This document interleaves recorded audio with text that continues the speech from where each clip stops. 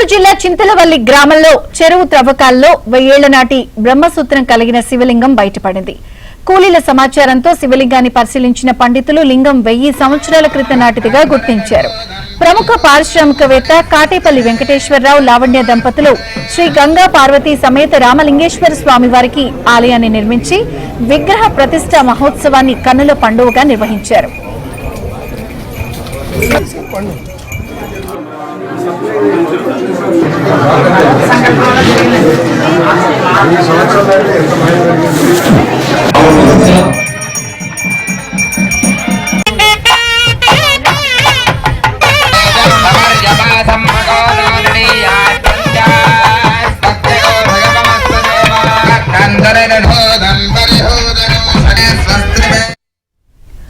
శివయ్యను దర్శించుకునేందుకు చుట్టుపక్కల గ్రామాల నుండి భక్తులు తండోపతండాలుగా వస్తున్నారు.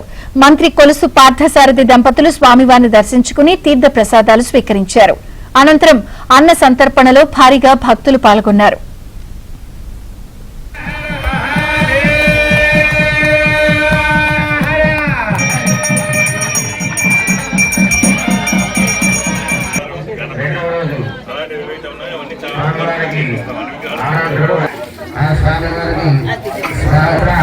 రామలింగేశ్వర స్వామి చాలా విశిష్టత కలిగినటువంటిది.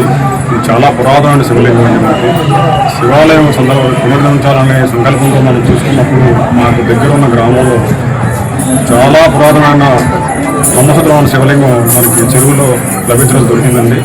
ఆ దొరికిన సందర్భంగా మేము గ్రామస్తుల సహకారంతో దీన్ని ముందుకు తీసుకెళ్ళాలనుకుని ఈ దేవాలయం నిర్మించడం జరిగిందండి. ఉంది అని ఎప్పుడు వినడమే కానీ మేము ఎప్పుడు చూడలేదని కూడా జరిగింది.